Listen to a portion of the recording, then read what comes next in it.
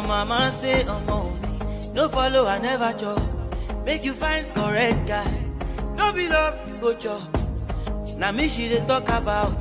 Ọ̀rọ̀ yẹn ká mi lára o. Jẹ́ n bẹ́sẹ̀ mi sọ̀rọ̀. Make I go hustle. I want to take care of you, baby. So jẹ́ n lọ, I won't be long, yo. I want to take care of you, baby. You, baby. So jẹ́ n lọ, mi ò ní pẹ́ dé olómi. Ṣọ́ra fáwọn bọ́ìsì yẹn o. Tí bá lọ wọ́n máa tàn ẹ́ o. Má ṣe gbà tó bí a ti ń bá a bọ̀ o. Mi ò ní pẹ́ dé. Ṣọ́ra fáwọn bọ́ìsì yẹn o. If I go then go ghost you. No forget how far we've come, oh baby. Mi ò ní pẹ́ dé.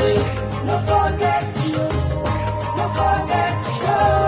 No forget. Má ṣe gbàgbé o bí a ti ń bá a bọ̀. No forget you. No forget you. No forget. Má ṣe gbàgbé o bí a ti ń bá a bọ̀. You know that I've been waiting for you, boy. You know my heart is breaking cause you gotta go, boy. Make you hustle, Ella. Buy me Panamera. But no follow Bella. She can't love you better. You want to take care of me, baby. Oh, yeah, my love, more you fair me. Oh, my God, don't keep me waiting too long, oh, baby. Should I found Casey Hill? So I know I'm my door. I should back, baby, I think Babo.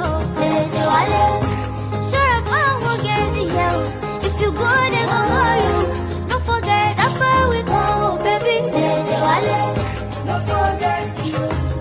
No forget you. No forget. Marching back, baby, I think Babo. No forget you. No forget you. No forget. Marching back, baby, I think Babo. Àdúrà sí mi lọ, máa fọkàn bá mi lọ. Make I come back, oh, with plenty money. Gbàdúrà fún mi o. Ire ama ba elo, àlàáfíà ba elo. Make you remember your family, now you are the way for. I want to take care of you, baby. Oh, yeah, my love, more ìfẹ́ mi.